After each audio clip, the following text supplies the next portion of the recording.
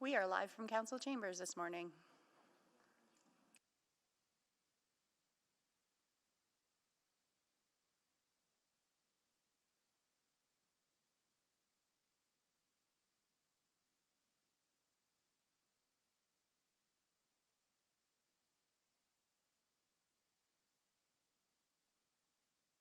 Okay, ready, Nancy? Yes, we have quorum and we can proceed. Okay. Okay.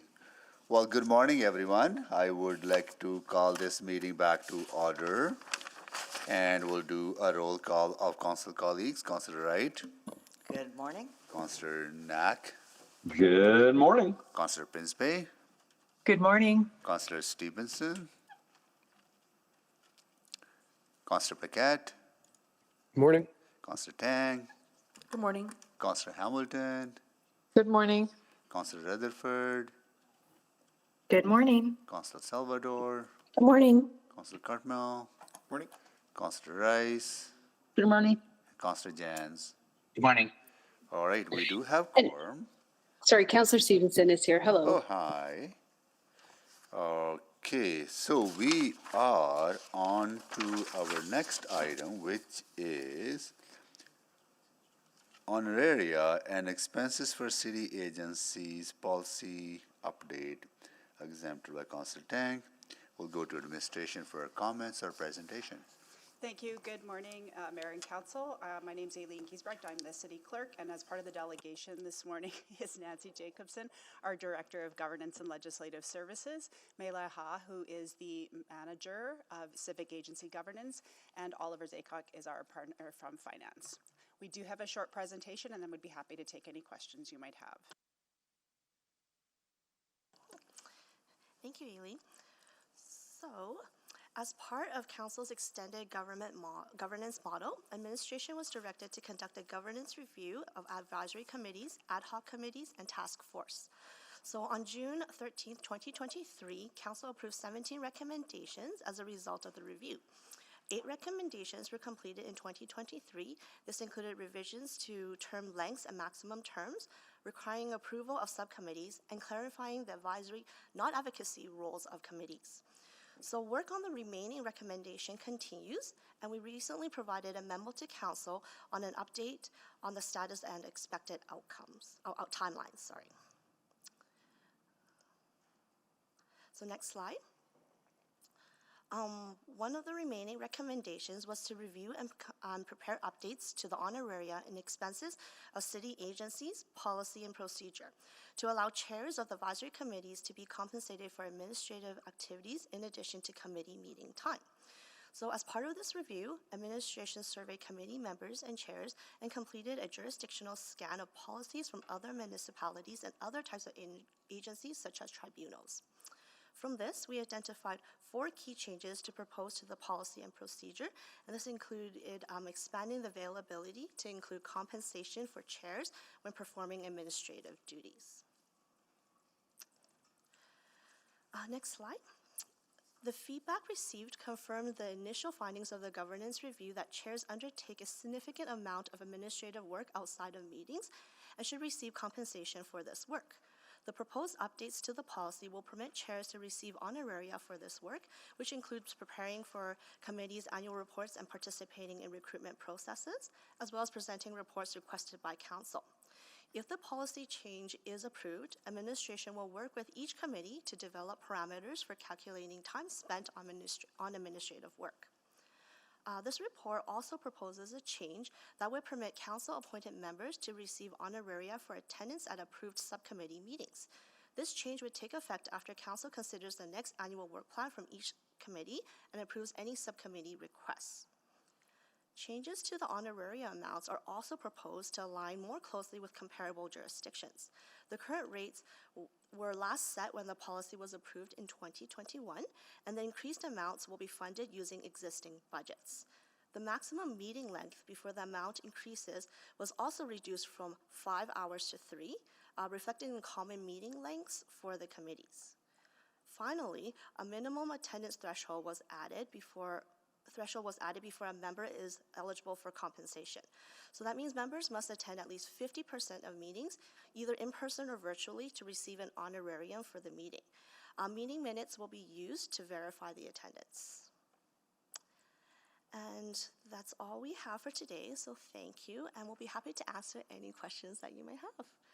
Thank you so much. Now we open for questions from council colleagues. Councillor Tang? Great, thank you so much. And when you developed this review and in reaching out to the different advisory committees, any particular feedback or yeah, like what was that interaction like? I'm so sorry. Can you move the motion? Oh, yes, Recommendation? sorry. Sorry. Oh my God, what is it? To receive for information? No, it's a recommendation there. Recommendation be approved. Yeah. Okay. Okay, there it is on the screen now. Second. Yeah, okay. Yeah, sorry, I'm sorry. Go ahead now. We'll start the time again. Yeah, I'm just wondering about the engagement with the different advisory committees, what the conversations were like there. No, I think we got fairly positive feedback from the committee members, and members were really supportive of Yeah. the policy. But they didn't see this final report, right? We did a presentation to the administrative liaisons, and the report was published, yes. Sorry, you did the presentation to administrative liaisons, but not to the committees? No. Okay. So I have received a letter from the Accessibility Advisory Committee, and I shared it with you, Clerk. And they're supportive in many ways, but I just wanted to kind of go through their concerns and see if there's ways to kind of strengthen, and I think in particular definition and for clarity, because we have run into some of the challenges, like even that minimum threshold for meeting attendance is 50%, so it's not related to quorum. And does virtual attendance count, for example? Yeah, so virtual attendance absolutely would count. And in terms of quorum, the way I would interpret that policy is if members attend a meeting and quorum isn't achieved because there's unexpected absences, those members that did show up for the meeting would receive the meeting honorarium. Okay, great. They're very supportive of,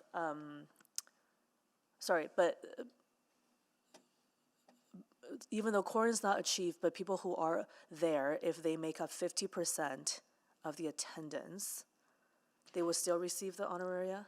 It's not about, if quorum's not achieved, the meeting doesn't proceed. Yeah. But if an individual shows up for the meeting and quorum isn't achieved because there are unexpected absences, Yeah. we all understand that things Yeah. happen in lives, those that did show up Yeah. will still receive the payment for attending the meeting. Got it, okay. Yeah, because I think in one instance, no decision was made because quorum wasn't achieved, but information was still shared. So anyways, so I just wanted to clarify that. And then they support the recognition for the additional duties for chairs and co-chairs, but they just wanted to clarify, for example, the extra work done by the chair, like attending council meetings. If they were scheduled to attend at 9, but they don't speak until much later in the day, exceeding the 5 hours that they're compensated for. I'm not sure if there has been a case, but just in the event that this happens, what happens then? So the way I would see this is if council approves the policy change, which is to start providing remuneration for those administrative duties, we'll work with the administrative liaisons and the chairs on what those parameters are. Each one of these committees is a bit different. The tasks that they're asked to perform on behalf of council in reports is a bit different. We will come up with those parameters, absolutely, and make it clear when remuneration paid. But as a baseline, it would be if you ask a committee to provide a report to you and they come and present that report to you, that would be part of the administrative responsibilities that they are going to receive an honorarium for. Okay, thank you. And then again, just back to that definition clarity, I think will be helpful, mostly if some of the members need transportation needs and medical and health related barriers. I'm sorry, I assume you have this letter, that you're kind of like referring to it. I guess, can you address some of the other pieces around exclusion of mileage reimbursement, the flat rate for ad hoc committees, and overall plain language and accessibility supports? Sure, I'll start at the bottom and work the way out. In terms of plain language and accessibility supports, absolutely, we are more than happy to come out and provide training and interpretations of the policies and work with the administrative liaisons to make sure that this is very clear on what the parameters are. Not a problem at all. In terms of the ad hoc committees, those ad hoc committees are truly ad hoc. Council creates them on a one-off basis to serve certain tasks. The compensation for those would be set in the bylaw at that time. Yeah. So it's not a direct impact by today's policy. And in terms of mileage, that's consistent with what the employee reimbursement is, and it's no change from the current policy. Okay. And then I think in this particular case, they very much appreciate the ride-share service included. Just noting, I think this is maybe a general concern overall with vehicle for hire is the lack of wheelchair accessible vehicles. And so their recommendation is to consider a process that allows for mileage reimbursement as an accessibility accommodation and reviewed and approved by the administrative liaison. Yeah, why don't you let it take that one away and look on that one? Like I said, mileage is not normally something that we do, but I very much appreciate if there's a need for an exception, we can take a look at that. Yeah. Let's see how this particular change implements as it plays out, because it's one expansion, and this is an ever-evolving thing. We're happy to keep bringing back recommendations to further refine and make it more accessible. And I know I'm running out of time, so my last point is I appreciate the administrative liaisons were presented. I think it would be helpful to talk to the chairs too when this report was done. So maybe that's just my next suggestion. So just a friendly reminder, before we did the governance review, we had extensive conversations with the committees and the chairs, and that actually informed our recommendation to council in 2023 that the chairs should be compensated for the additional work that they put into. So they absolutely have been consulted. The reason that we didn't go to them and present this to them is because we didn't want to assume if city council would approve it, and if we did advocate to the chairs, we think that might be us stepping out of our own lane. Yeah, and so okay. the process will be pending council's decision Gotcha. today. Okay. We're going to go back and work with our liaison partners as well as with the chairs to go through this, as well as all the future governance recommendation changes, because they are our partners. But again, they report to you and Yeah. we report to admin. So Fair just enough. staying in our lanes. Fair enough. Thank you very much. Thank you, Councillor Tang. Councillor Jans, can you take the chair, please? Taken. Thank you. On the area rates, up to 3 hours, $100 to $114, then for the chair, $125 to $142. Is that comparable, if I heard right? Comparable to other cities? Yes, that is correct. Because that seems, comparable to other organizations, this seems pretty low, right? So this is comparable to city comparable, right? Yeah, when you're looking at an advisory board across other municipalities, they are relatively comparable. I'm not going to say there's a perfect alignment because the other cities are a bit up and down as well, but they are comparable. Okay, so city to city, they're comparable. Have we done any analysis? Are they comparable to, say, well, City of Edmonton is a corporation, right? We are not a non-profit organization, That's right? correct. Have we done any, say, corporation of this size to a corporation of this size, and how do they attract and compensate some of their advisory committees, or we just did city to city comparison?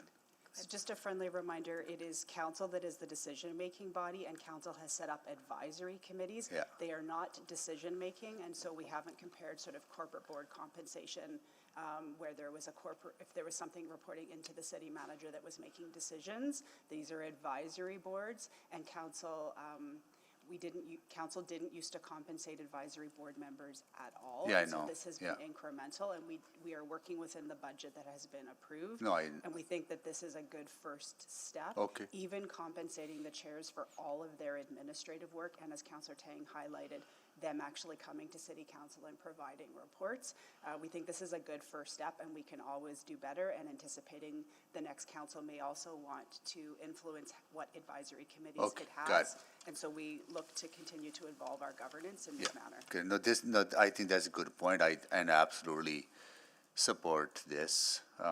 If seen as a first step, and then further evaluation and ongoing revisiting of this is okay. Got it.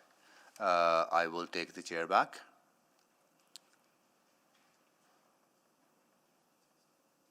Returned. Thank you. We have a motion on the floor. Anyone to speak to the motion? Councillor Tang, you want to close?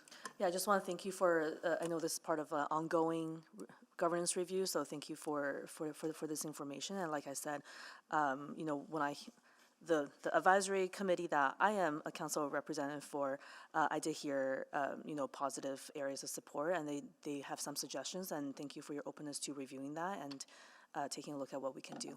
That's all. Thank you. Thank you. Please vote.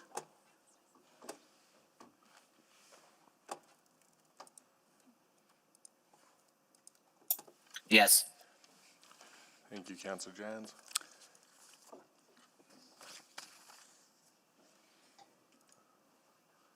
Putting on Councillor Knack. Yeah, computer froze. I'll just say yes. I'm reloading, but let's Thank just you. say We have all the votes. Display the votes, please. It is carried. All right. That is good speed to start with. Let's get to the other one. Okay, the next one is how to stop whistling at railway crossings. So approval to stop train whistling at railway crossings.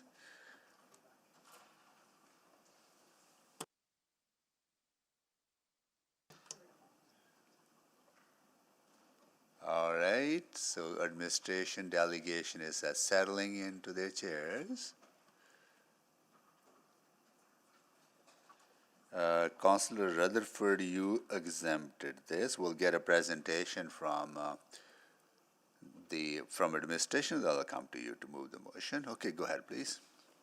Good morning. The train did not meet the station last night, so here we are this morning. So here we're to present to you. My name is Caitlin Zarabeski. I'm the branch manager for Parks and Road Services. With me today is Jenny Albers, who's the acting director of traffic operations, and Daryl Mullen, who's the general supervisor of the area. Today we're here to provide an interim update as we'll be seeking council to pass a resolution to have the whistle cessation enacted at 3 Canadian National Railway or CN crossing locations in 2 communities in the city of Edmonton. For awareness, we previously had a total of 15 locations that were planned. 9 have been completed so far, with the 3 being presented today for resolution and 3 others that will come at a later date. For awareness, achieving whistle cessation at railway crossing locations is a lengthy process, mainly because the city also must work in partnership with the rail companies that own those crossings to ensure safety and logistical standards and goals are met. The infrastructure on some of these locations is significant, including the planning, design, and construction of signals, sidewalks, and shared pathways. The design and construction of all upgrades on the rail right-of-way would be owned by and would be the responsibility of those specific rail companies.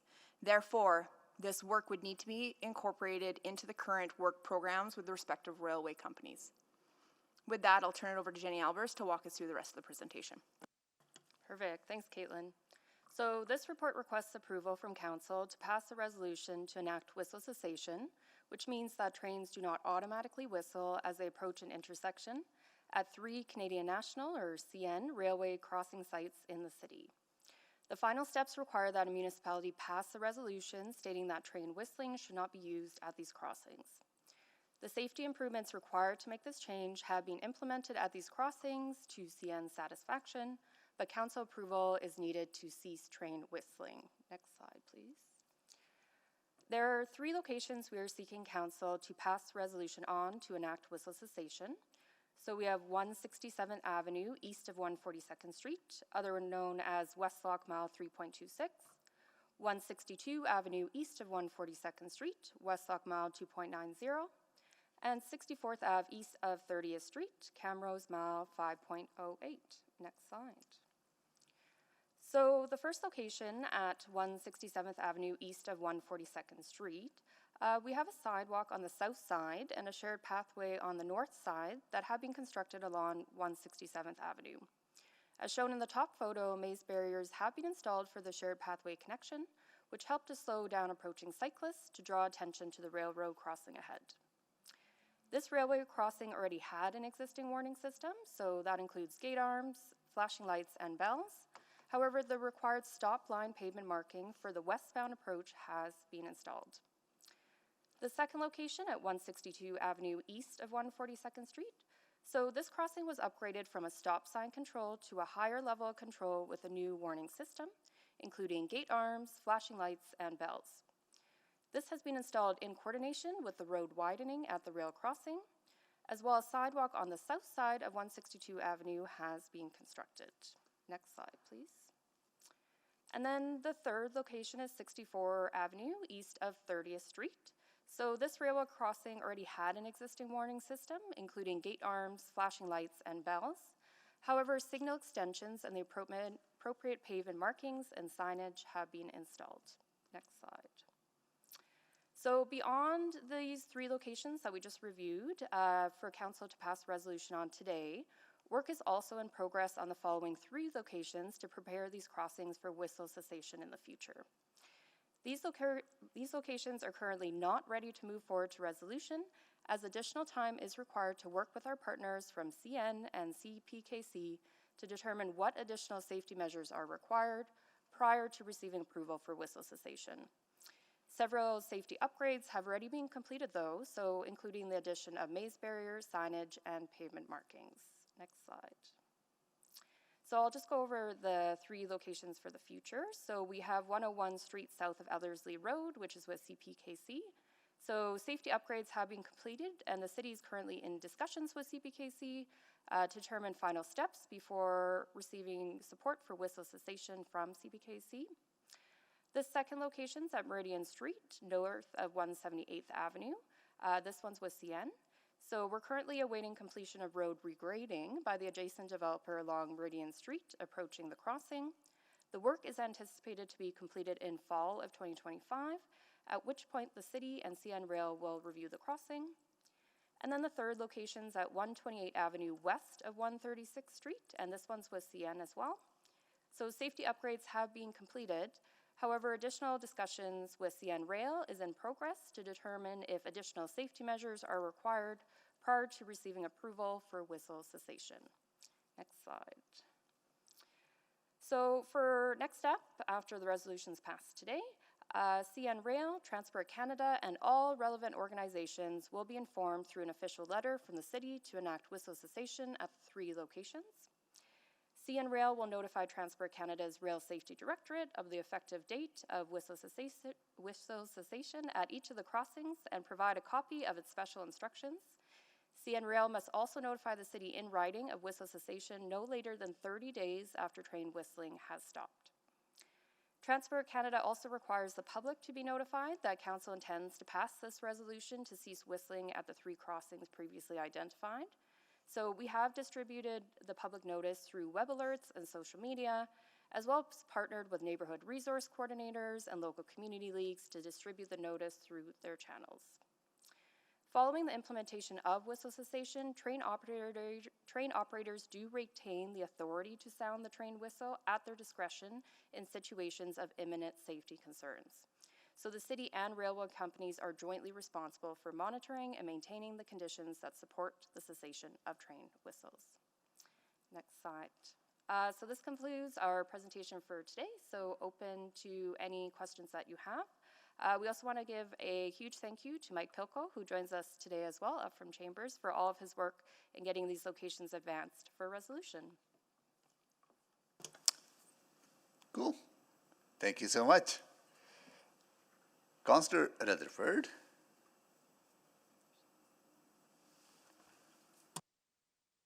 Yes, I'm here, and I will put the motion on the floor first, that the resolution to stop train whistling at railway crossings 2025 as listed in attachment 1 of the June 10th, 2025 City Operations Report CO03028 be approved. Second.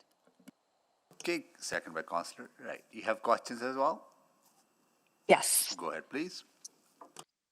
Yeah, no, I really appreciate this report. I guess, and I'm glad we're here because I've definitely heard a lot about the whistling in the middle of the night at these locations with some of the residents that I represent. But we started this process in 2017, and there's still 3 outstanding. And I know you kind of alluded to the work that's ongoing and in progress related to those. But I guess I'm just trying to get more of a line of sight and some understanding on that one that's still at the 128th Avenue. What is, because you said the projected timeline for a few others, but you did not say for that one. Yeah, so I'll give a little bit of an overview, Councillor Rutherford, of the complexities of how we get their approvals, and then I'll turn it over to Jenny or to Daryl to talk about that specific location. Because the rail line is owned by the railway, they are the authority of the railway. So we are to put into place the things that they require in order to have no whistling in that location. They can take, on average, up to 6 years in order to find to a point where the CN or CP are comfortable with what's being done at the location in order to put it through for no whistling. The challenge that comes into play is being able to align their priorities for any type of work that they need in that area on the rail line in with the work that we're ready to do. So administration is geared, ready to go. We're waiting just for CNCP in order to be able to give us the go-ahead. We are kind of at the whim of their priorities and when they would be looking at those specific locations. But I'll turn it over to Daryl to speak to that specific location. Yes, specific to the 128th Avenue, 136th Street crossing, we've engaged with CN. That is their railway crossing. We have done a safety assessment. We've gone over the results of the assessment. We've done mitigative measures at that location, and we're in final discussions with CN to look to get their support on it. They would like to look at it a little bit further. There's a bit of a skewed kind of a crossing at that location. They'd like to look further at the sight lines and look at some other options for mitigative measures. So I can't put a timeline on that at this point. Yeah. We're working closely with CN at that location. I just know in some of the other conversations I've had where I've been involved in advocating for the residents that I often hear from CN that it's with the city, and I hear from the city that it's with CN. So who to advance that one further at this point, is it with CN? So should I be talking to the intergov liaisons with CN? Yes. Okay, thank you. I will do that.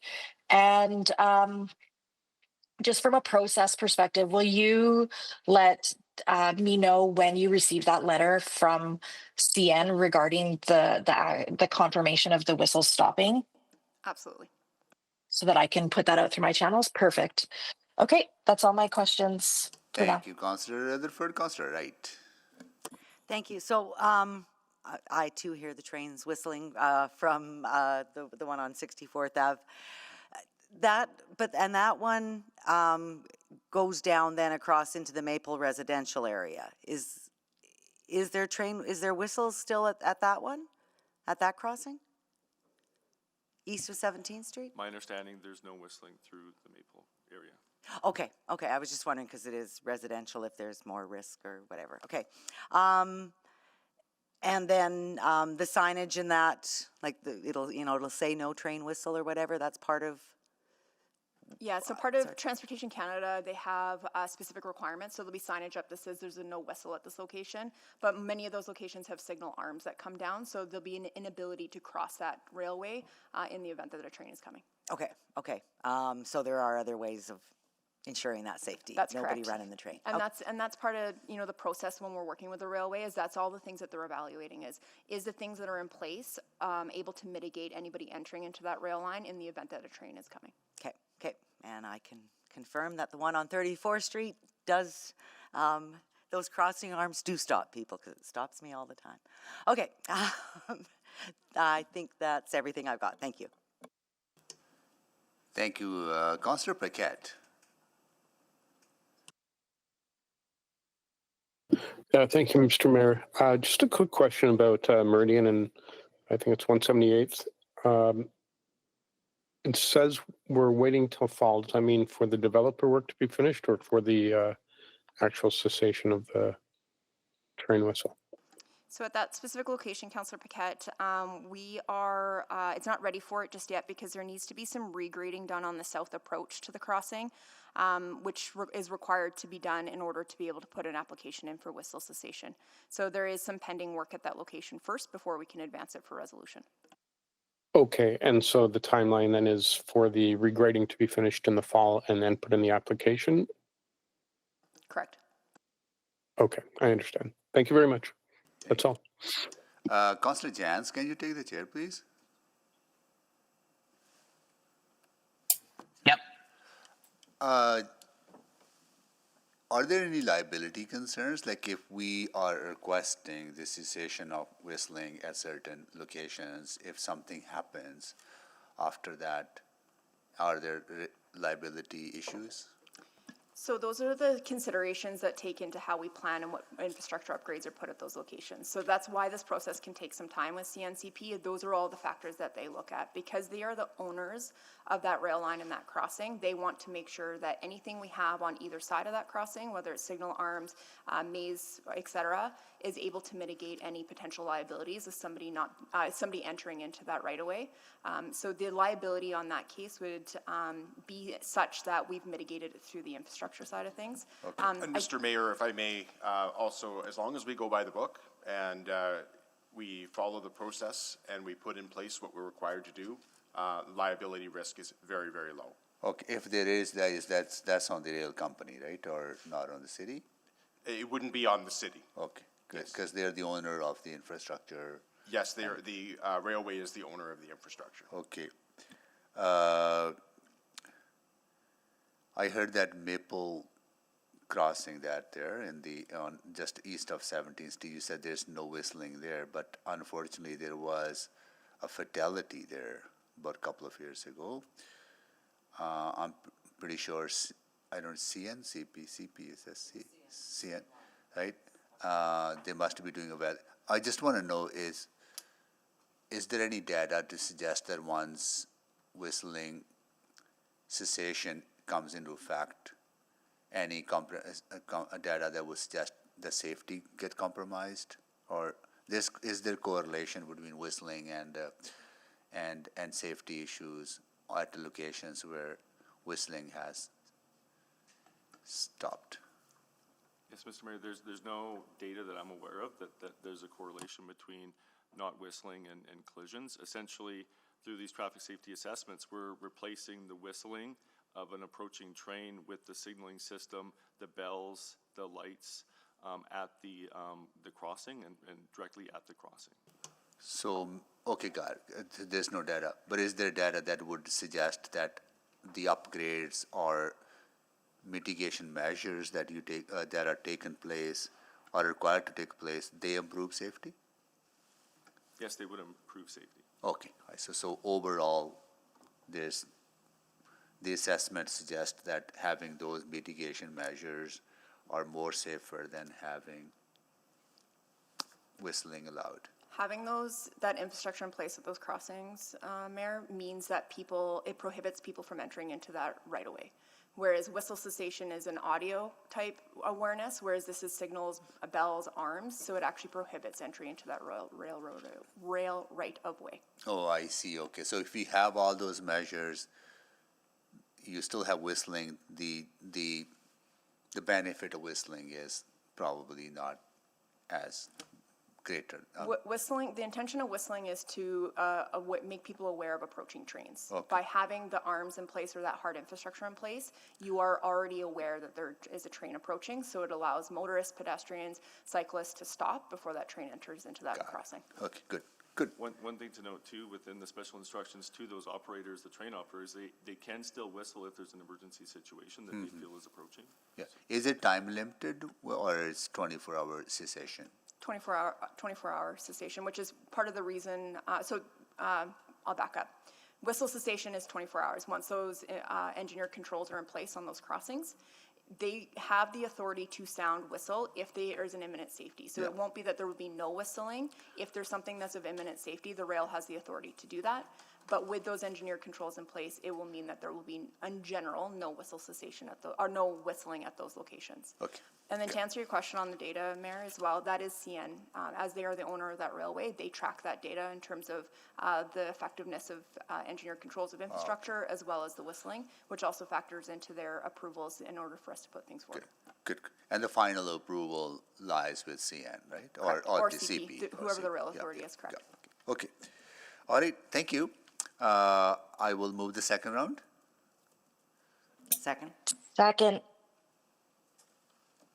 Kate, please vote. I'm a yes. Thank you, Councillor Jans.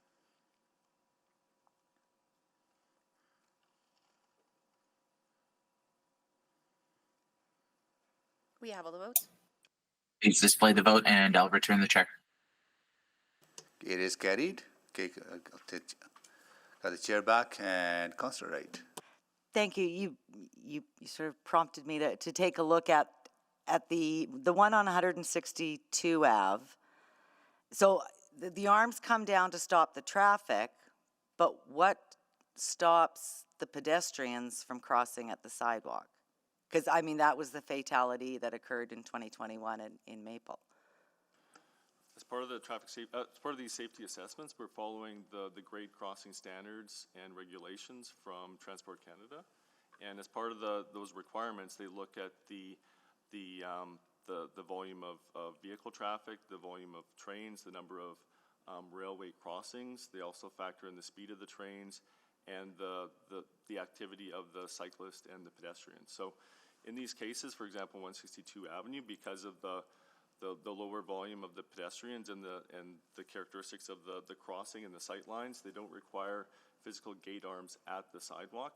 The queue now, again, the queue for the peds and cyclists before was the trains approaching and whistling. Now, with the whistle cessation happening, the queue now is the adjacent flashing lights and the bells. So they look at the close proximity of those flashing lights and bells to the sidewalk or the shared pathway.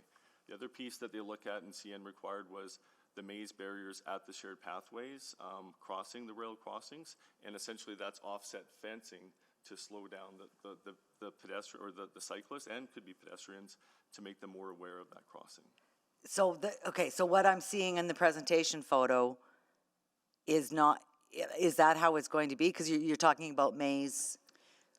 So at those specific locations, Councillor Wright, that's how it is now. So all of these upgrades have been done. So the resolution we're looking for is CNCP has said, yes, you've installed the infrastructure as we asked for, the design. This is just saying that, yes, we've done it. And what you see in those pictures is what is currently on site. And what Daryl was referring to is you can see on, I think it's on slide 4, on some of those pictures is you have a signal arm, which has the arm that comes down, the flashing lights, as well as the signal that it's a railway crossing. So anybody who's pedestrian, cyclist, or even motorist will be able to see those even as they're approaching the rail line.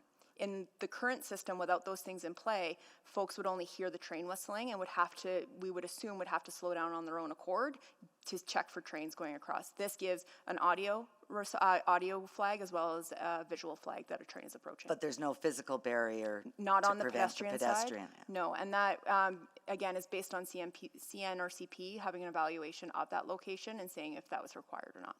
The maze that Daryl was referring to are kind of like a zigzag, so you would have to actually deflect around it to enter into there, and that's really intended just to slow down any pedestrians or cyclists if they are entering or approaching that rail line.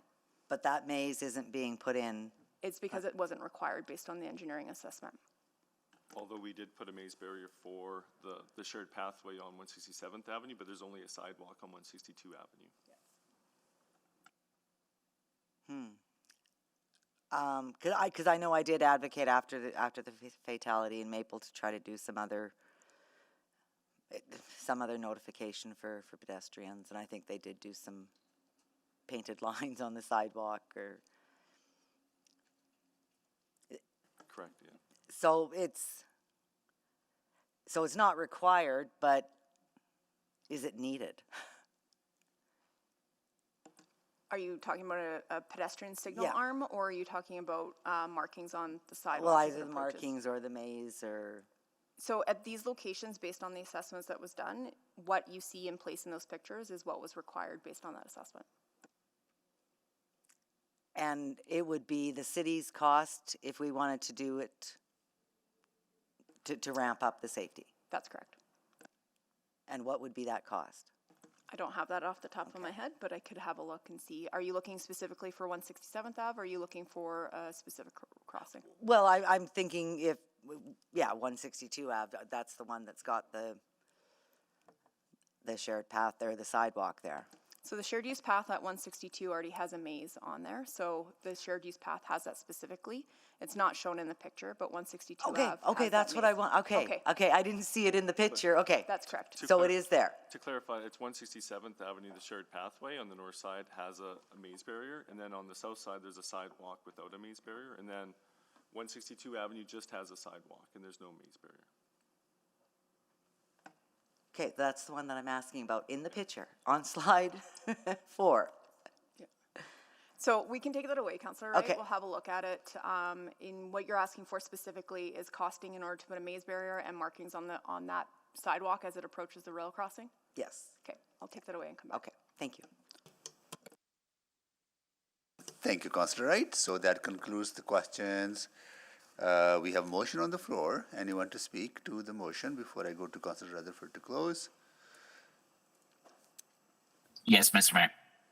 Councillor Jans, go ahead. Thank you. Just very quickly, I wanted to thank all the teams involved in the partnership with the rail for bringing this together. I think it shows that we can still manage safety together in a big city and recognizing some of those realities and changes that noise can have on the health and wellness of our community. I did do a little bit of market research at daycare drop-off this morning and talked to some of the 4-year-olds about this. And they did say while they appreciated the train whistles, it did poll very high, especially among the 4-year-old boys. I did tell them that they can still go down to Fort Edmonton Park and enjoy the steam train there along with the whistles there. And they seem to be pleased with that compromise. So I think I can vote in favor of this today. Thank you, Councillor Jans, for enlightening us with thoughts of the young people. Thank you. Okay. Anyone else to speak? Councillor Rutherford to close. Yes, thank you very much. And thank you to my colleagues. I know seems like a small report, but there's hours and hours and hours of work and advocacy that has gone into what is before us today. This is the kind of stuff that politicians and municipalities do every day. It's the nuts and bolts. It's the really exciting stuff that actually has significant impact on the quality of people's lives. I have heard so many concerns from residents, and they know they live near a railway. They know where they purchased their home. But to have whistles going 24/7 in the middle of the night is jarring. And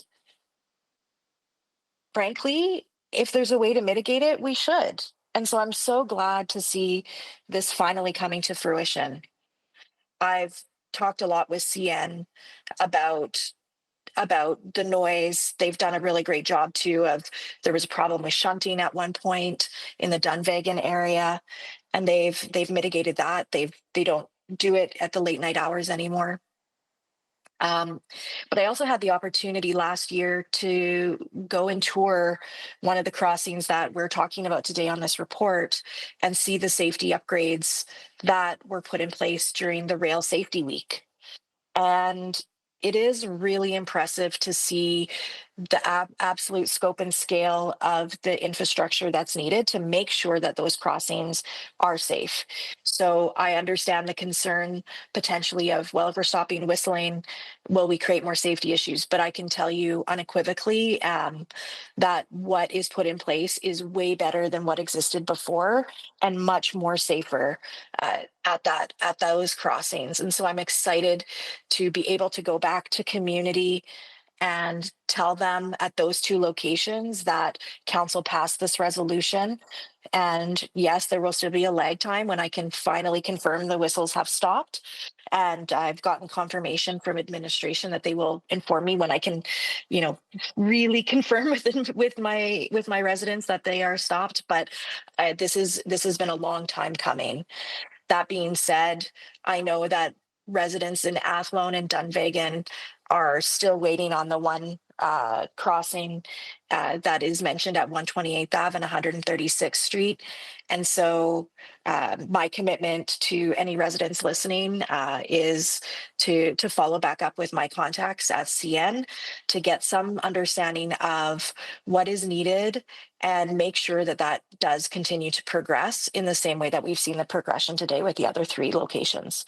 So thank you so much to my colleagues for indulging me with this small but really important and impactful report. And thank you to CN. Thank you to administration for all your work in getting this across the finish line. Thank you, Councillor Rutherford. Please vote.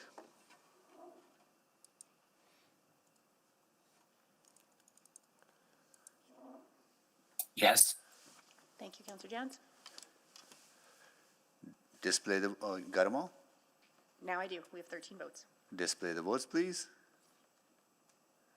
That is carried. 3 down, more to go.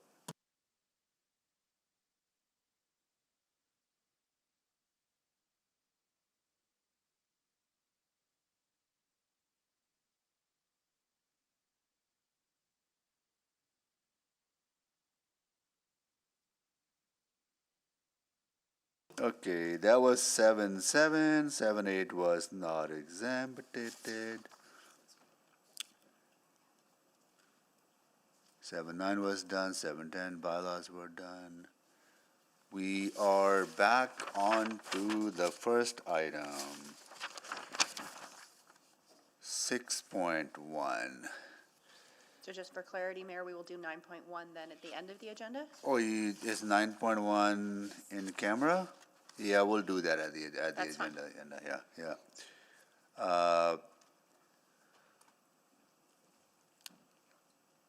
Okay, you gotta help me, Nancy, to kind of understand where we were on 6.1. So, Councillor Cartmel moved a subsequent motion Yes.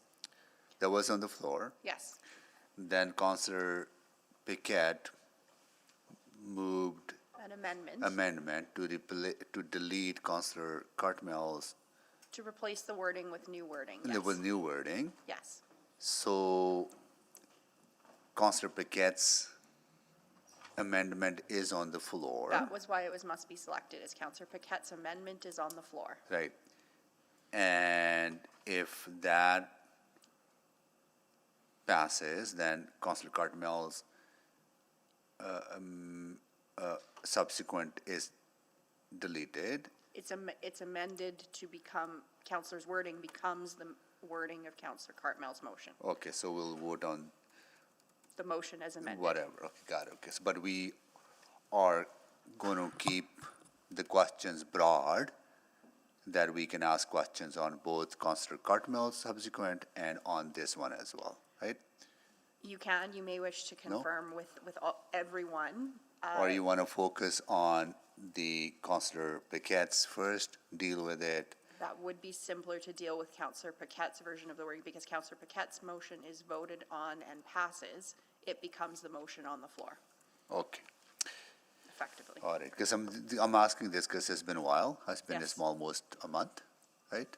3 weeks, right? So there might be crossover for questions. So I'll see how it goes, Yeah, right? so we'll, this is what's on the floor right yeah. now. So on we the will screen. focus on Councillor Paquette's amendment on the floor.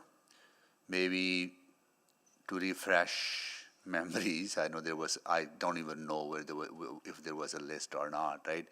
Maybe I'll go to Councillor Paquette to introduce the amendment to kind of frame why he's doing this. Councillor Paquette? Yeah, I introduced it at the last meeting, but it was just listening to the council conversation. I was taking notes and then just amalgamated those notes into something that looked like it had more of a chance to pass. But I do believe that Councillor Stevenson may have an amendment to the amendment, to which I am completely open. Thank you, Mr. Mayor.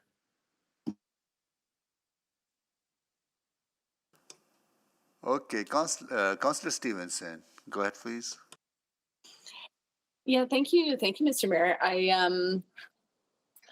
As mentioned, I think there's some really positive changes in this wording.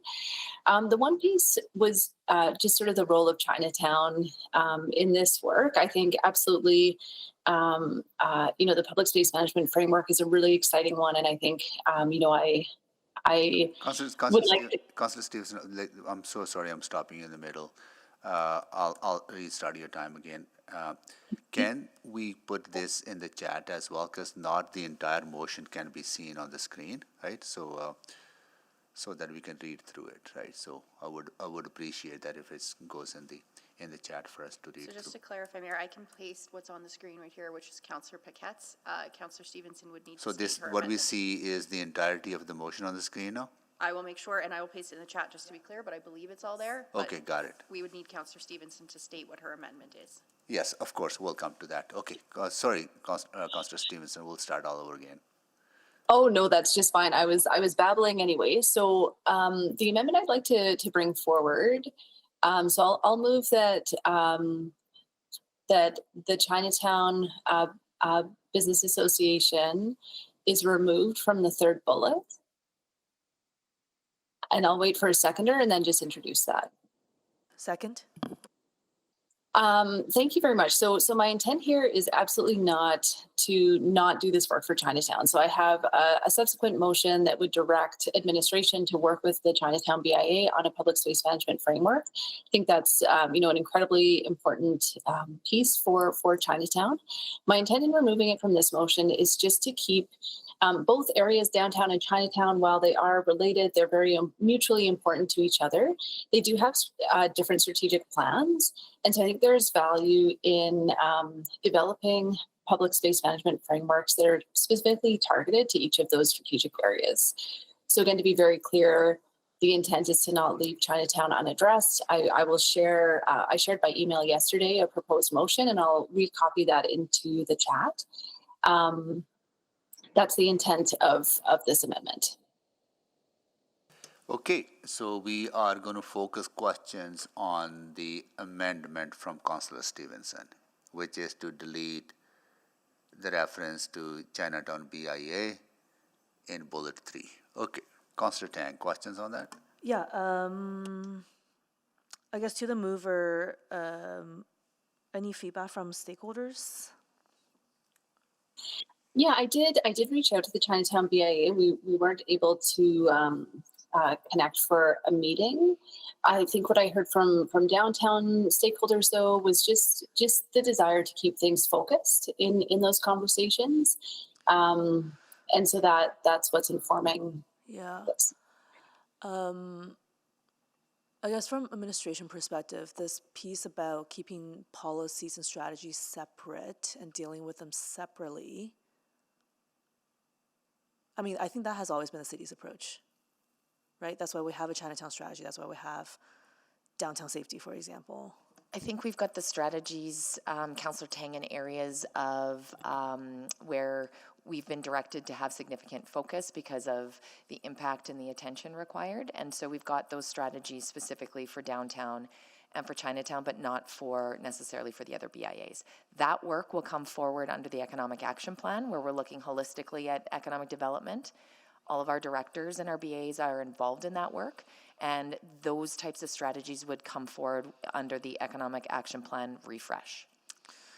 I guess back to the mover, I have seen your subsequent, and I think as a standalone, it is sound. I've always advocated for Chinatown downtown to be really seen as mutually, actually I would say reliant on each other. Because I think there is a resource implication when we pull it out and exclusively focus on downtown proper. So I think the original, I liked it because it's more integrated. I think if Chinatown doesn't thrive, downtown doesn't thrive, and vice versa, right? So I think I worry about just the direction of continuing to segregate, I think, Chinatown from the rest of this conversation. I appreciate that the stakeholders have provided that feedback. I guess I'm just wondering, like, what are your thoughts on that? Because that has always been my concern when it comes to downtown conversations.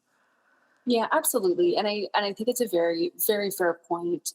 I think my thought on this is that there would be overlap between the city staff, and we can confirm this with administration. My understanding is that there would be overlap between city staff who are potentially helping both of these areas. And so that sort of provides that continuity and that connection point, because you're absolutely right. Animating Ice District, let's say, that can flow directly into Chinatown. There is a relationship there, and that's the opportunity that I think our staff have to be that liaison. Recognizing that, looking at activating Warehouse Park, I don't know has as direct of an impact and implication for Chinatown. Yeah, I think staff complements and resourcing is one thing. Yeah, I'll have to think about this. I appreciate your intent, and more for policy alignment. I think all of that makes sense. I just, I'll think on this and hear others. Thank you. Thank you, Councillor Rice. Thank you. And some of my questions already asked by Councillor Tan, and I do have the similar feeling on this change. So specifically, this is related to Part 3 and for the public space management framework. And then in this scope, we have other related BIAs, and we have Chinatown BIAs, we have downtown BIA. So if we separate the Chinatown BIA, so my question to the mover, and how we can reflect the Chinatown is part of the downtown, like I strongly believe, and Chinatown is part of our city, and then we are actually at the same place to have the same process and approach in terms of how we implement those public spaces management. So I'm not 100% clear your intention here, try to separate them specifically.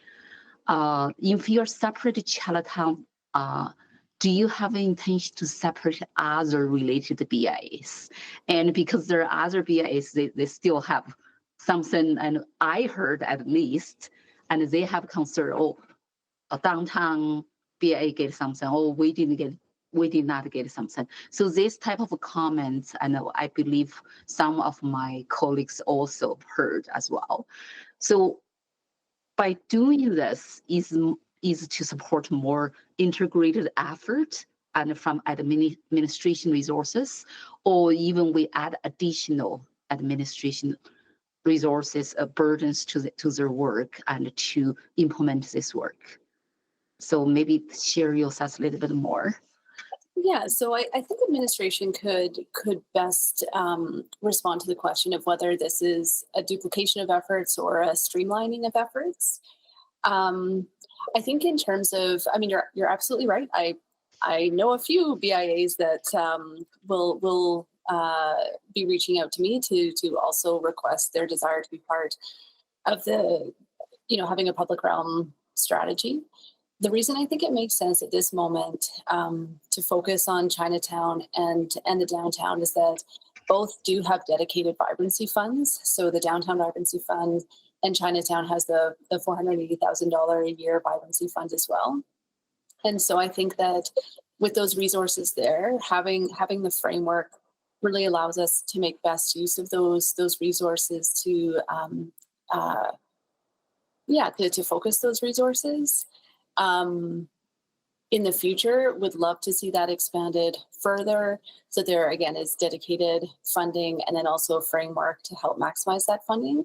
But right now, this is where we're at. I do think it's a very fair point, just in terms of the integration. I think it's important to acknowledge that the quarters, also known as South Chinatown, is within the downtown business improvement area. And so perhaps there's some further nuance, and maybe through conversation with administration, better understanding those linkages and interfaces, because there are certainly overlaps between the two areas. At the same time, I also think there are spaces that are distinct. It's my understanding the 480,000 Chinatown Vibrance Fund is part of the Downtown Vibrance Fund. Is that right? Sorry, could you repeat the question? And the Chinatown Vibrance Fund and is part of Downtown Vibrance Fund, is not separate. So if that is the case, I really hope and they can stay around the table and then be part of the conversation, be part of the strategy development, be part of implementation of the strategy. So this, to me, I'm not sure, and is this their desire to be separate, or is, as a ward councillor, I respect what's your perspective, and it's your desire to separate it. And so which one is the case? It was feedback from the downtown stakeholders that I heard from. I reached out to the Chinatown BIA. I'm just scrambling. I had requested if we could meet before this meeting, and I know that I didn't meet with them, but I don't know if I have other correspondence. So again, very valid on both sides. So I'm sorry, but my time is out. I do have another question come back. Okay, please. Okay, Councillor Wright. Thank you. I guess first to administration, was there any collaboration done with the Chinatown Business Association in developing this action plan? We did not engage the Chinatown BIA in terms of developing the downtown action plan, no. Okay, so I'm just from, I don't want to say an outsider, but from a different perspective from the suburbs, when people think of downtown, I think they include Chinatown as being part of that downtown. And I'm just wondering why they weren't consulted. One of the reasons, Councillor Wright, is because we've got the Chinatown strategy that focuses specifically on Chinatown, and then through our engagement on the downtown action plan, this wasn't a significant issue raised because many of the partners that we spoke to felt like there was a focus on Chinatown, a strategy in place, and we were moving forward with resourcing there. Okay, that's what the downtown partners felt, but we didn't consult with Chinatown Business Association at all. The work was informed through our colleagues that lead the Chinatown vibrancy work. So in terms of the integration of the perspective from Chinatown, I can confidently say that was included in the scope of the work. Direct engagement with the Chinatown BIA did not occur through our project team. But because I'm thinking some of the 8 actions that you've outlined in the action plan could impact them. If we're focusing on downtown to create a safer public and private spaces, might by creating that safer space in the downtown area, would that maybe push out some issues into Chinatown? We anticipate that there will be positive impacts of the work downtown on Chinatown. Other unintended consequences aren't ones that we could speculate on. I think maybe we maybe have seen some of that with the encampment clearing and whatnot that went on in the downtown area. Okay, so if none of these amendments go through or pass, what would be your action then? We implement the downtown action plan as described and receive for information by City Council. And who would be the lead on this? It's a collaboration between, this lead from the city, specifically our downtown economy team, but in strong collaboration with our community partners and a wide range and diverse range of partnerships through various actions, including the downtown leadership table. Okay, and then And had you thought about, when developing the action plan and who would be leading, had you thought about having other groups actually take the lead from the city? In terms of overall implementation of the plan? Yes. It was considered, and I think in part, there's different areas where a stronger lead role can be taken from a community partner. General oversight of the plan in its entirety is something that's best suited for city administration, both from our recommendation and the feedback received from our community partners that were engaged. Okay, thank you very much. Appreciate that. Okay, I have no other questions. Thank you, Councillor Wright. Councillor Jans, can you take the chair, please? I have a couple of questions on the... Taken.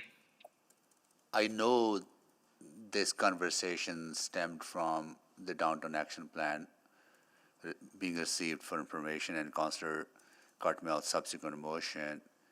But where I want to focus, maybe this is too premature a conversation to have, because the implementation of the Downtown Action Plan is so much contingent on the approval of the CRL extension. I think a large proportion of our downtown action plan recognizes the importance of infrastructure for economic development, and how we do that as the city is through our capital city downtown, or through our capital city downtown CRL. So yes, when you look at the budget, a large proportion is driven by those upcoming decisions. Yeah, because if CRL is not extended for 10 years, then we will be revisiting that plan to, in a way that we would not be able to implement all this. So my question is, maybe to all of you, is that who gets engaged, how they get engaged, who's at the table, who is part of the task force, become basically irrelevant after that, or become not as effective if that decision is not made to extend the CRL for 10 years, right? So maybe this has to be conversation after. Maybe this needs to be tabled until we have that conversation on June 30th. That's when whenever we are having that conversation. June 26th at public hearing. Mayor Sohi, I think when you take a look at the downtown action plan overall, as I mentioned, infrastructure is a large part of it, but there are other things we look at, and we have a role to play as a city and with our partners in our downtown. So there's a lot of other activities that are also happening that don't necessarily have the same resource requirements or budget required. And so there is still value in looking at an overall plan and moving forward on implementation, while our very large and important infrastructure conversations about our extension also occur. But the big chunk of the money that's required for infrastructure upgrades or creation of different funds to spur growth is coming from CRL. That's correct. Okay. I just wanted to flag that maybe this is a premature conversation. Okay. I'll move the second round. Get back to debate on the amendment, correct? Oh, Councillor Stevenson, have you had questions on your first round? Okay, Councillor go ahead, please. Yeah, thank you. Maybe just to administration, I think this is a really important conversation, and I think it is impossible to fully separate out these two areas of the city. They obviously have a significant interface and interplay with each other. If this were to move forward with two tables that existed in terms of this framework, what work could administration do to help improve that integration and that boundary interface, I guess, between the two areas? I think there's both an existing mechanism and one that we could take away in terms of our day-to-day operations. The first is the BIA Council. You have the executive directors that sit together to talk about BIA work overall. So there's already an integration, and we could be intentional about ensuring that Chinatown and downtown are brought together in a larger way at that table. And secondly, we have governance tables for both groups. And so in our working day-to-day operations, we can, again, be intentional about bringing those groups together on a more regular basis. Well, and I'm thinking specifically about, city staff working in the area. So for example, again, if we have a group of staff who are working on events happening at Fan Park, let's say, or some sort of animation there, how do we then make the link of like, oh, if we connect that into 105th Avenue, then we can be bringing people into Chinatown to meet up with this block party that's happening on 96th Street, for example, or 98th Street, for example. Is there crossover in staff so that there could be that awareness that, oh, the block party is happening that day, the same day that this one is happening over here? That awareness exists. Our groups work extremely closely together. We're within the same branch at the city. I think the opportunities to integrate activities is somewhat limited at times, just given the scale and scope of the projects themselves, the intents of the organizers, and some of our activities, are exclusive or focused on our areas specifically, obviously, downtown and Chinatowns, as it relates to the opportunities and the challenges for each area. So the integration of opportunities already exists. I don't foresee there being any change or any improvement necessarily with further delineation of work.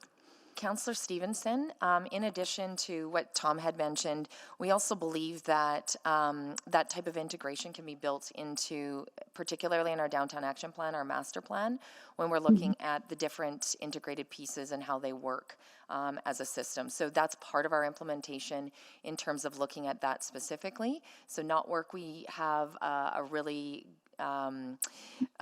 thorough plan on to date. We've got pieces, and I believe there's more to come.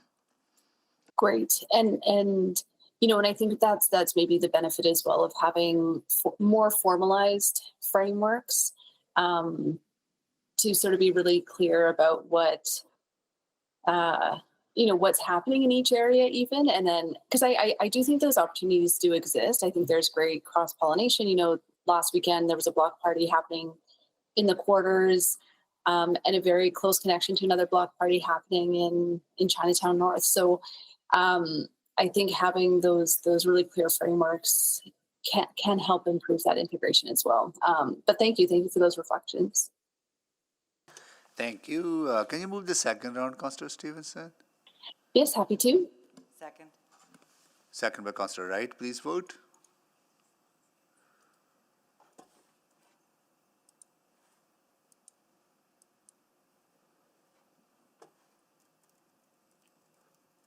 Yep. Thank you, Councillor Jones. Display the votes, please. I'm just waiting for one more vote. Yes. Councillor Rutherford, we have all the votes. The vote is carried. Councillor Rice. Question to the mover. So if you are going to set up two different tables, specific for Charlottetown table, are you going to including the CTC, CBA, or other organizations in Charlottetown actually play the key role and to Charlottetown's vibrancy? Because this, if it's not separate table, is in the same table based on original motion, and so then Charlottetown BIA will be around the table with other BIAs. So right now, if we are going to set up separate table and for the public spaces management, and the public spaces management will be and cannot be just only done by one organization, will be cooperate and between different organizations in Charlottetown. So is that your intention to include all the organizations play key role and in Charlottetown into that table, or just the BIA?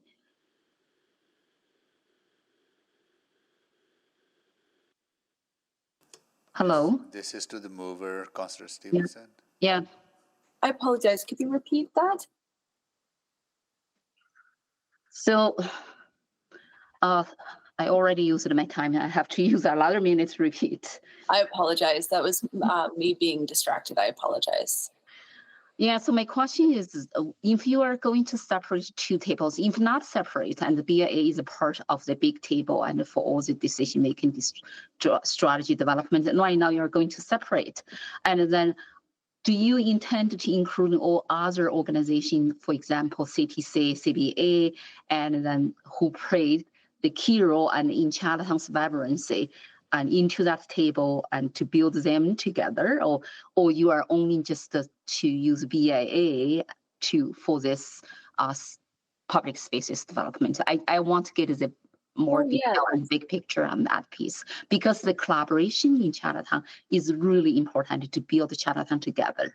Absolutely. So my motion specifically names the Chinatown Business Association, Chinatown Transformation Collaborative, social agencies, and other local community partners. So certainly intended to be that collaboration table of bringing many groups together. Absolutely.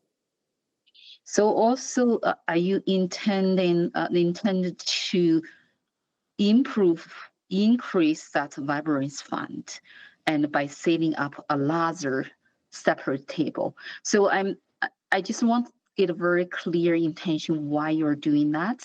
And because I do not want the Chinatown be perceived as a separate or something, and for cities overall and action and for the downtown. Yeah, no, absolutely. So I am not proposing any change to the resources. So the $480,000 would continue to be available through the Chinatown Vibrancy Fund. This is the framework would, I think, bring a more coordinated lens into, sort of how we're maximizing those resources, and just overall, again, how the city is showing up to support that. I think what, one of the reasons that we created this separate Chinatown Vibrancy Fund from the main downtown pot of vibrancy dollars was that even though Chinatown was eligible, parts of Chinatown were eligible under the original Vibrancy Fund conversation, there wasn't always enough support, like at a table where you have multiple people voting or deciding on decisions.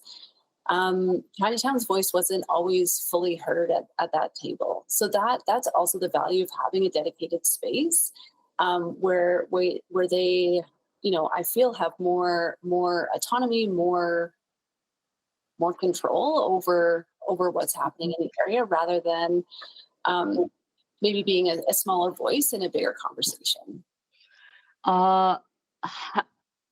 When you mentioned about the stakeholders, and you refer to stakeholders to only BIA, Chinatown BIA, or all the including the CTC and the CBA or other Chinatown organizations? So I just want to get a sense of how much like support and from Chinatown stakeholders for this separation. Oh, like, did I speak to any of the other? Yeah. No, I didn't. Yeah, and I've confirmed I did reach out to the Chinatown BIA. I hadn't heard back. They had reached out about this motion, which is why I reached out to them. But no, I didn't have a chance to connect with the other groups. Other stakeholders. Okay, that's all my questions. Thank you very much. Thank you, Councillor Rice. Okay, so that concludes the questions on the amendment to the amendment, or broader questions too, right? So we're going to vote on the amendment to amendment from Councillor Stevenson first. Anyone to speak to this amendment to amendment? Councillor Rutherford? Yeah, I'll be brief. I just want to say that this is what's concerning about this entire motion, is that we're now having to make amendments to amendments to amendments, where as council, I would say essentially not allowing the collaboration to be grassroots, not allowing the power dynamics to come up and emerge and be resolved by and for community. It's this cascading from the original motion that has these kind of power dynamics we're seeing even play out here, let alone what it's going to play out like in community. I'm going to be voting no to the amendment. because I don't feel like I have that rich depth knowledge, in-depth knowledge of Chinatown and downtown. I know bits of it, but I don't know all of the deep structures and dynamics that exist. That is what community is for, and the people that work alongside and with community. Um, and so I'm going to err on the side of caution and just keep them in there as a named partner, because I think removing them can be risky too. So I think it's the least worst option. But I think this whole debate that we've been having regarding this motion is dangerous, and I wish we had just received for information. Thank you. Thank you, Councillor Rutherford. Councillor Cardwell. Yeah, thank you. I'm just going to speak to this collection of amendments and amendments and amendments once. My original intent with this motion was that we had a downtown action plan, and it is true, buried in that plan, or should say buried, part of that plan was a bit of an action plan or an activation plan and a table and a task force. I forget the exact phrase. My intent was to reinforce the need to implement that plan. The bounds around that plan are downtown. We already have a Chinatown strategy. We already have Chinatown activation dollars and movements and things like that. None of this is done necessarily in isolation.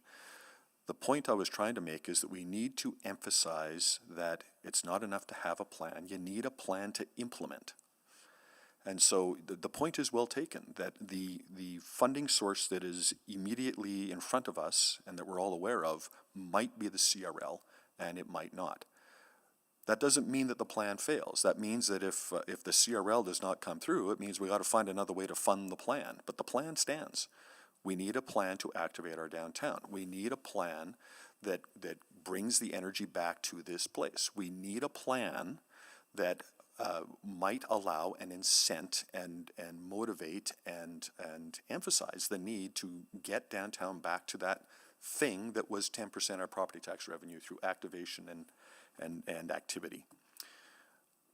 And so I deliberately emphasized the need to employ the people that are actually in the space, which is the Downtown Business Association.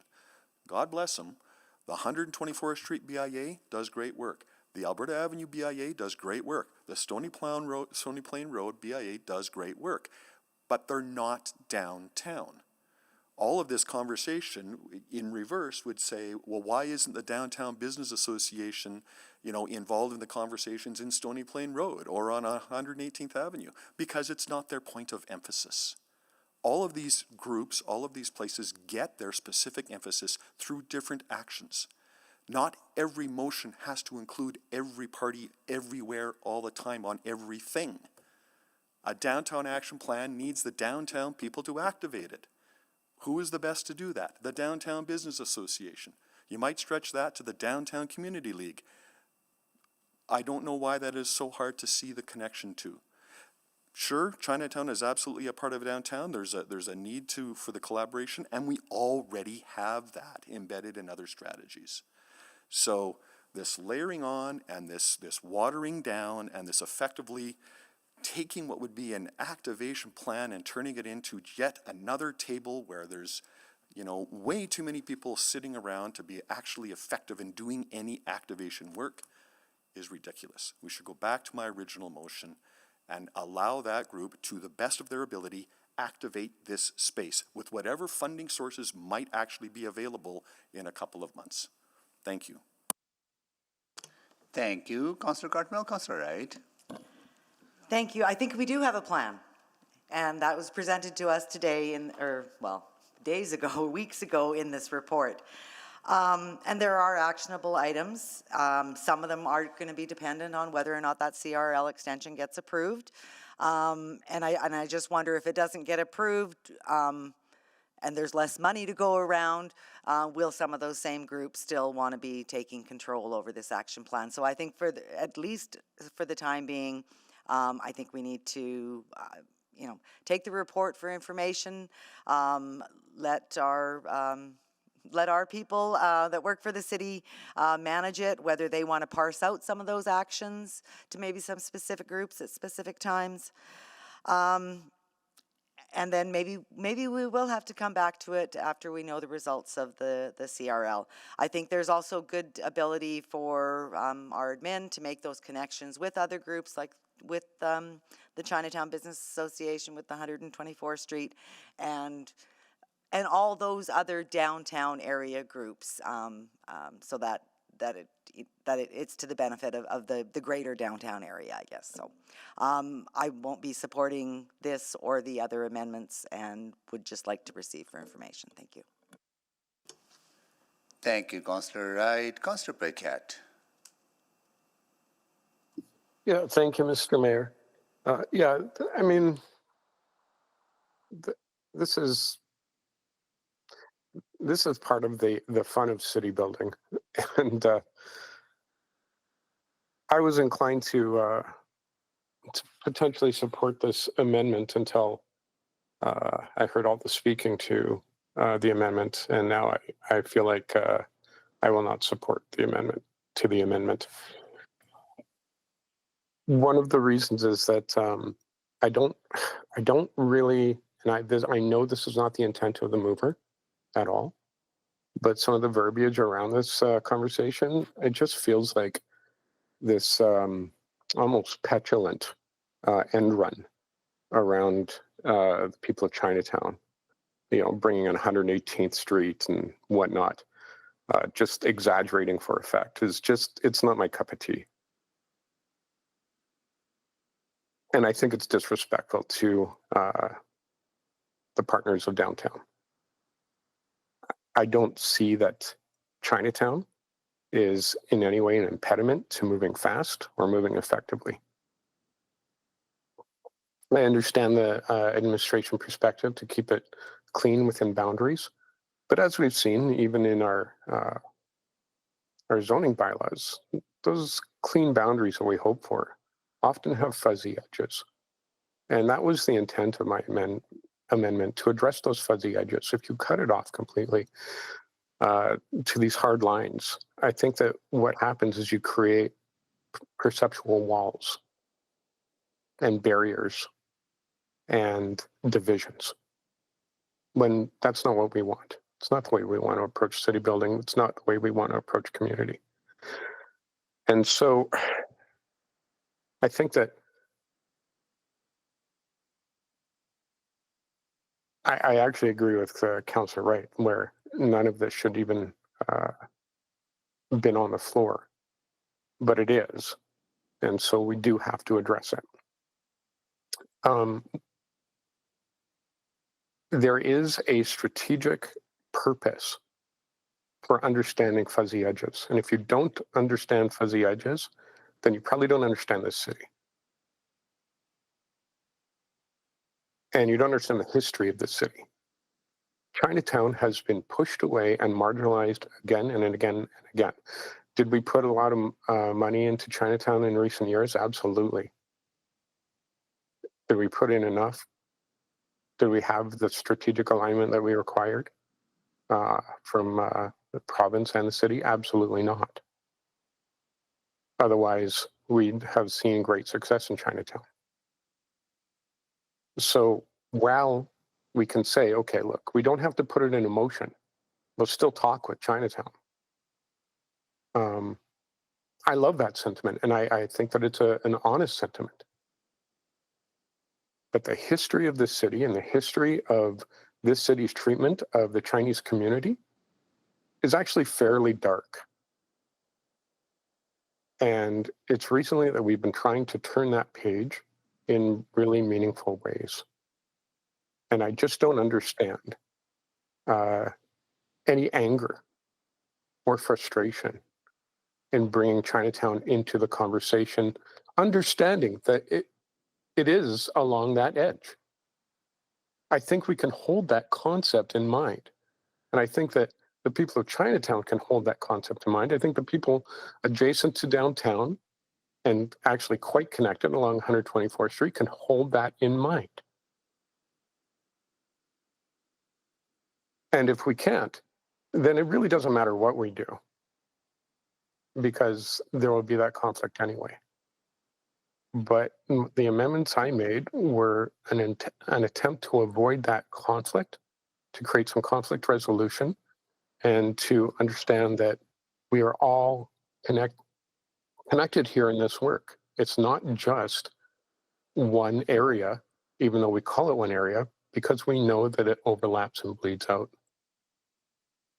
So I was going to support this amendment, but now I'm not. Thank you, Mr. Mayor.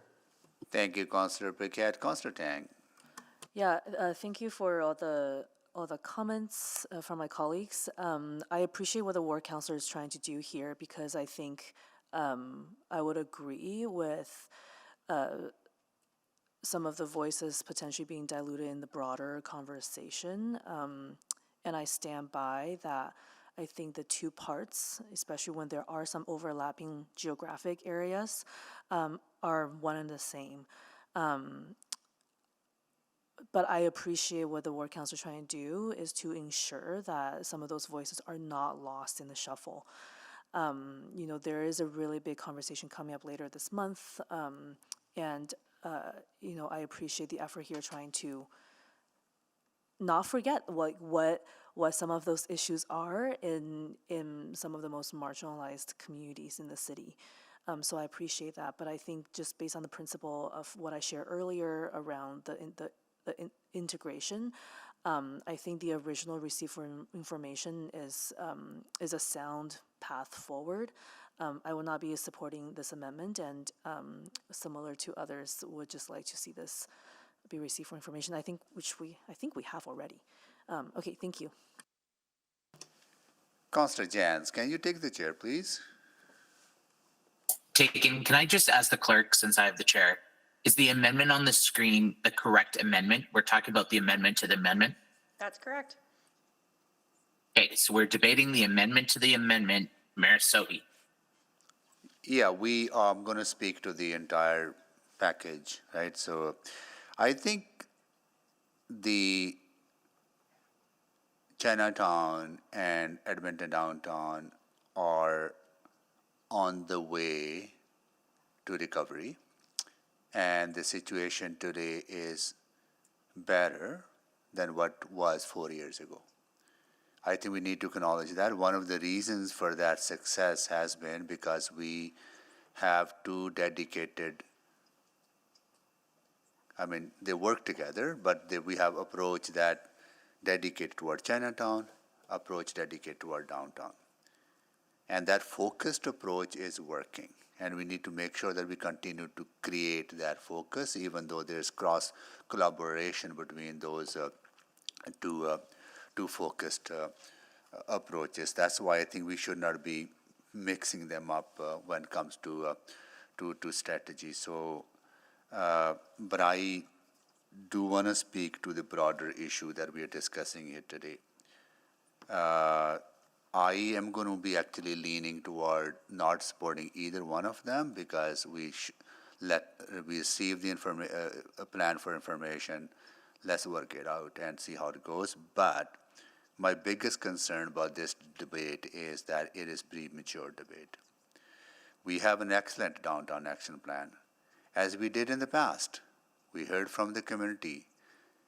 They were not fully implemented. And my worry is that we are talking about a plan that may not get implemented to the level that we would like to see if we are unable to make a decision to approve the extension of the CRL, which will happen end of June. If that doesn't happen, vast majority of the resources required would not be available. So this great plan will sit on the shelf as other great plans have sat on the shelf. Some will be implemented, some part will be implemented, not to the level that is going to be a meaningful difference for the downtown. So I think that is my concern, is that this may not be even a practical thing to do in light of that pending discussion. So I'm going to wait for that discussion to happen. Maybe after that discussion, see what kind of advisory group is required, what kind of advocacy group is required, what voices needs to be at the table, and who should be the lead on that advocacy and that implementation of the downtown plan. Because without those resources, there's no implementation to the effective level that we want to see. But another thing I would like to add, whatever that group may consist of after end of June discussion on the CRL must include people who are vested in downtown. DBA, businesses, community leagues, but it also must include those who reside in downtown, whether they're housed, whether they're unhoused. I think one thing that has been missing from the downtown business plan or development plan that was developed by the business community, and what is missing from our city's downtown action plan, is our commitment to reconciliation, our commitment to helping those who are struggling the most in our downtown, which is our unhoused neighbors. And those voices have been missing, and those voices needs to be present at the table whenever that joint advocacy or implementation group comes together. So I'm going to wait for that conversation to happen before we develop any sort of implementation body to do the work. Okay. I will take the chair back and go to Councillor Stevenson to close. Returned. Yeah, thank you so much. I really appreciate the conversation this morning, and just really want to thank my colleagues for their thoughtful comments.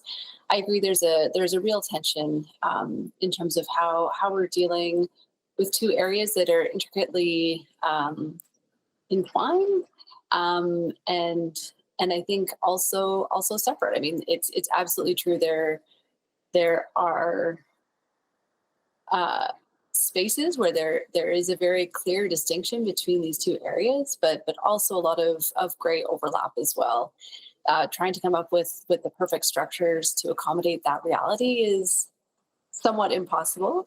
But I will make a case for this amendment that's on the floor, just in terms of providing some really focused space for those conversations in Chinatown. I think more broadly, I really want to echo some of the important points that my colleagues raised, which is that Chinatown is an asset to the heart of our city. The community organizing that's happening there, the events that are being put on, are phenomenal and actually different than what we see downtown in terms of their reach and what they're achieving from a community perspective. So, regardless of the outcome of this conversation, I hope that thread isn't lost, and that we can continue to look at the strengths of both areas and how they can complement and support one another. I do always want to come back to an important point around the CRL as well, is that the vast majority of the resources in the CRL are ours. They are the tax dollars that we collect. The CRL is a vehicle where we can constrain those dollars and ensure that they get invested in a certain geographic area. But there's nothing precluding us, if the extension doesn't go through, from maintaining that commitment through our own resources. Again, that's a debate for another day, but I do just want to allay some of those concerns that if there's a will, we still have many means to implement this plan. Thanks again for the conversation, and really appreciate my colleagues recognizing the great strengths that exist in both Chinatown and the downtown as well. Thank you. Okay, thank you, Councillor Stevenson. Please vote.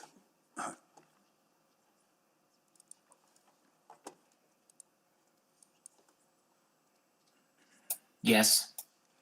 Thank you, Councillor Jansen. We have all the votes. Display the votes, please. That is defeated. Now we'll go back to I'm so sorry, Councillor Paquette's amendment. Please vote on Councillor Paquette's amendment. Just Give us a moment to get it up and send out the vote.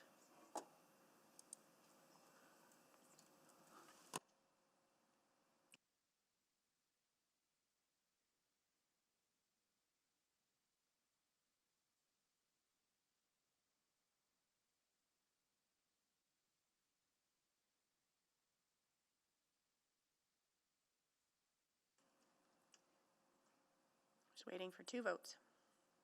No. Thank you, Councillor Jans.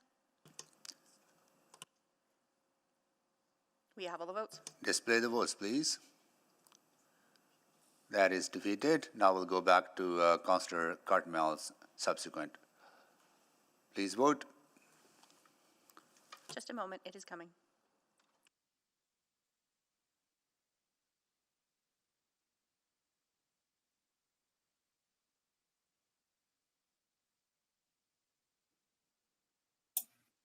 No. Thank you, Councillor Jans.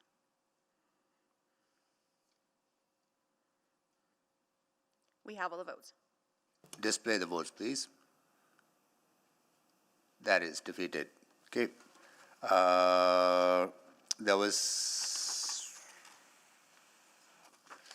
the only item remaining is 9-1, right? That is Oh, correct. Hold on. Are we still on the main motion? There is no main motion. No. You received it for We information. received information last time we discussed that. Point of order, Mr. Mayor. Would it still be in order for me to pass the subsequent around the Chinatown open space framework? I have to ask the clerk. So we were on 6-1. Yes. So I want to make sure that procedurally we are being fair, right?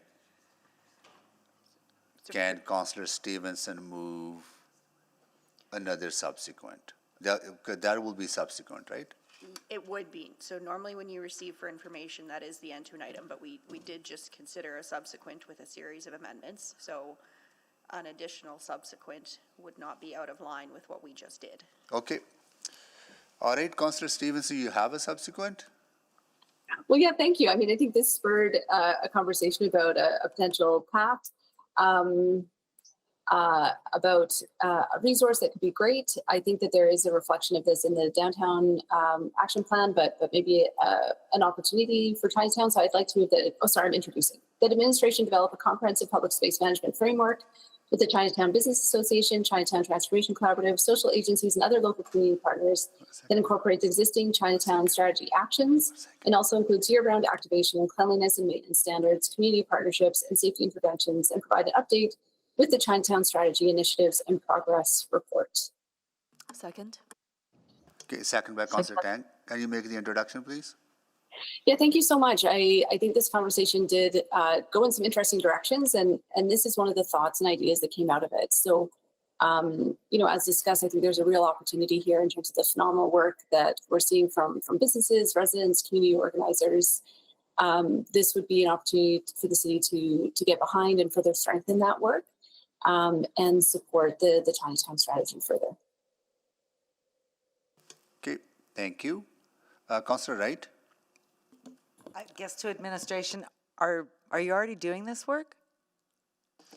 So most of this work that's in the motion is included under Pillar A of the Chinatown strategy. What this would do is give direction, although we don't feel a motion is necessarily required, to include this lens in our reporting back. So we report annually on the Chinatown strategy, and we'll bring back the pieces here under a public space management framework. And at that time, when we report on our progress, would also be an opportunity to look at recommendations and if there are areas requiring resources. Okay, so it's really no additional work. It'll just be sort of consolidating and reporting it all together in one nice, neat package for us. Correct. No new additional resources to do the work, and come back with what is needed, and where we see this being aligned is when we report on the strategy overall. So it'll come back as part of that bigger package. And will there be any collaboration with the Downtown Action Plan? The Chinatown strategy actually includes reference to collaborating with downtown and leveraging the opportunities of downtown due to the proximity. Okay, good, thank you. Thank you. Councillor Tang. Just a question on the Pillar 8 that you just referenced, Alyssa. Pillar 8 that you just talked about. That's encompasses components of this work. Yes. Yes, Pillar A, which is about safety and security, as well as other elements that are listed here in the motion. And, sorry, and just kind of in terms of the structure of that, it's not like there's a separate committee for Pillar A. It's the overall Chinatown strategy that oversees all these pillars. But the overall committee, presumably includes a lot of these groups that are named, but what about the other social agencies, other local community partners? Like I can think of some of the youth groups that are activating Chinatown After Dark, for example. I'm not going to assume that they're part of the main strategy committees and stuff like that, right? That's something I'll have to specifically check, Councillor Tang, in terms of do they have an official position on the decision-making bodies. However, when it comes to our work and an engagement, I can assure you that these groups are absolutely included, and their voices are included in those decisions that come forward. So I can take that away specifically, and should there be a need to bring those other partners into these conversations more fully, we can look for those opportunities. Okay. And then if you can just remind me, when the safety reports were done, this is post, the killings in Chinatown, it was the downtown safety plan that really became the centerpiece of that whole conversation, correct? The downtown core and transit safety plan? Yeah. Is what you're referencing? Yeah.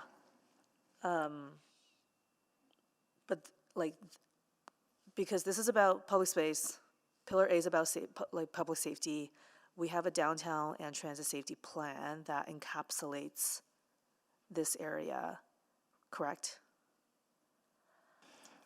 Largely, I'd have to defer to my colleagues with city operation or community services to answer the boundary. Yeah. The transit definitely does. Yeah. Because now I'm starting to. I feel like there's a lot going on, and I don't want it to create confusion either.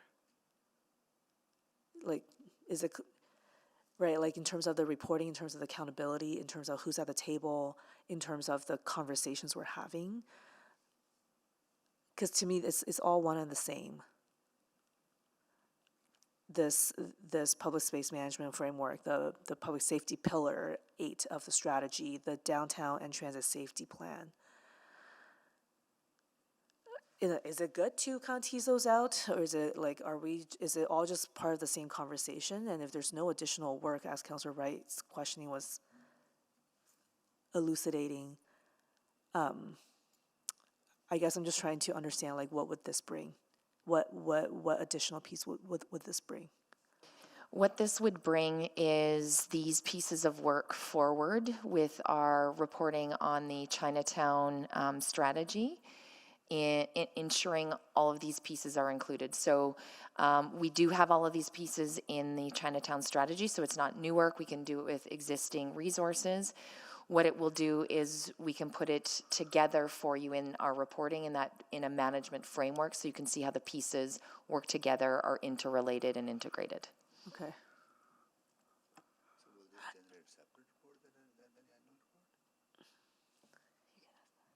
And then just because this is distinct from the one that was just defeated just now, because the one that was defeated is sort of integrated with everybody.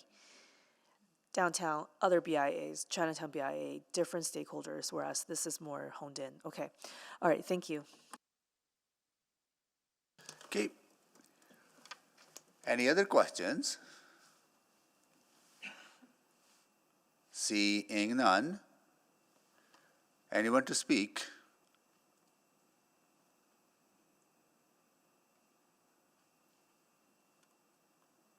Okay, Councillor Rutherford, go ahead, please.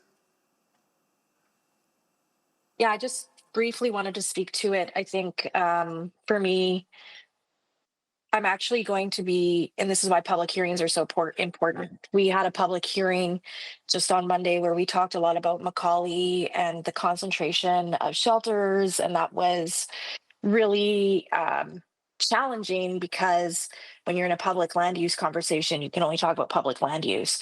But it was clear that this community and these neighborhoods have bared unique and disproportionate challenges to other areas of downtown. And that's why I'll be supporting this and making that commitment that I made to the residents at that public hearing that we would continue this work and we would be unrelenting with it. So that's why I'll be supporting this and thank the councillor for bringing it forward.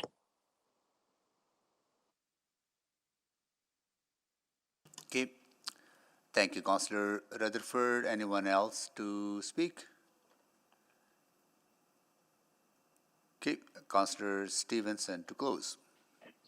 Yeah, thank you so much, Mr. Mayor, and thanks to my colleagues. I think this motion is an opportunity to pull some threads together that exist in the Chinatown plan. But I think this really brings a tangible outcome that has these many different threads together into one spot. I also think there's a really great opportunity through this framework for the city to be really explicit about how they're showing up in the space and the commitments that we're making as an organization to address those roles that I think are really critical for the city to play in terms of cleanliness, in terms of supporting those activations. As always, though, not a perfect motion, and something that I just want to be really clear and explicit about is that there are so many groups here that aren't named. So the Chinatown Business Association, the Chinatown Transformation Collaborative are integral partners as well. But the other local community partners, that list is vast. And I just want to make sure it's clear that those folks are incredibly important and I think need to have equal voice at the table. So Revita, Chinatown After Dark, BAM Block, there's so many phenomenal initiatives, Moss Society, I can think of so many who are doing great work in the area. And so that other local community partners isn't a throwaway. That's a very, very large group of people who are doing great things in the area. So thanks everyone. And I hope for your support on this. Thank you. Please vote. Yes. Thank you, Councillor Jans.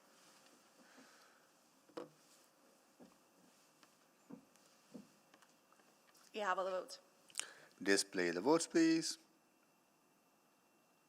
That is carried. Okay.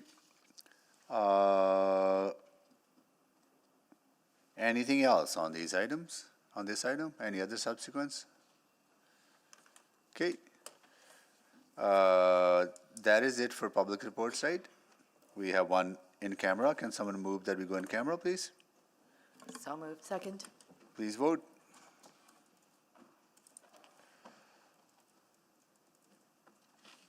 Yeah. Thank you, Councillor Jans. The vote is coming.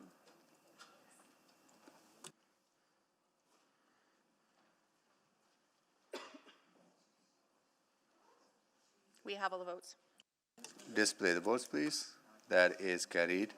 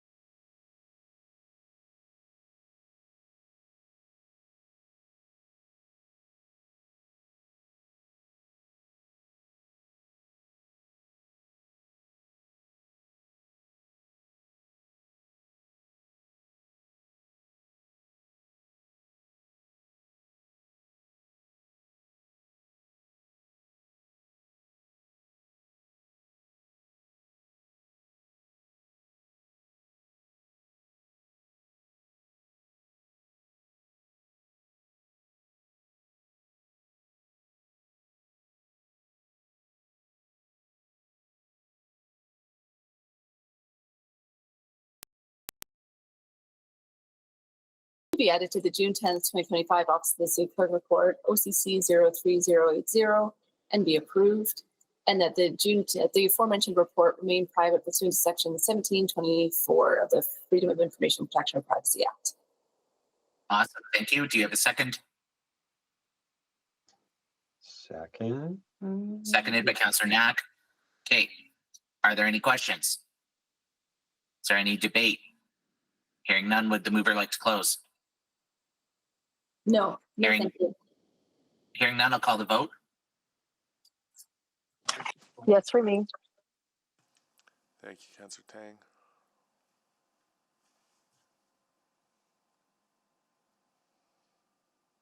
We have all the votes. Please display the vote. Okay, that is carried unanimously. Clerk, could you remind me what item we're on now? We just have one motion pending without customary notice. Okay, Councillor Knack. Somebody needs to give me permission for I would like to move that City Council waive the rules on providing notice of motion as set out in Section 32 of Bylaw 18155 to allow Councillor Knack to make a motion without notice regarding changes to the Deputy Mayor term for July and September 2025. Second. Okay, awesome. Moved by Wright and seconded by Cartmel. No, any questions? Any debate? Please call the vote. I'm in favor. Thank you, Councillor Jans. Yes, for me. Thank you, Councillor Tang. We have all the votes. Excellent. Please display the vote. That is carried. Councillor Knack, do you have a motion? Yes, I do. I'll move that the deputy mayor term be amended to swap the following terms. July 22nd, 2025 to August 21st, 2025. That would be myself. And then September 20th, 2025 to the 2025 municipal election. That would be Councillor Hamilton. Okay, do you want to introduce? Oh, seconded by Rutherford, I think. Hamilton. Hamilton, thank you, Councillor Hamilton. Councillor Knack, do you want to introduce? Just to be very clear, the reason we're doing this, when people make announcements in either direction, whether they're running or not, we typically try to have those that aren't running at the end of the deputy mayor roster of a term. And so because of different announcements that have been made, we should make sure we tidy that up to ensure the most fair approach possible. So that's why this is being made now. Okay, thank you for introducing. Are there any questions? Is there any debate? Hearing none, please call the vote. I am in favor. Yes, for me. Thank you, Councillor Jans. Thank you, Councillor Tang.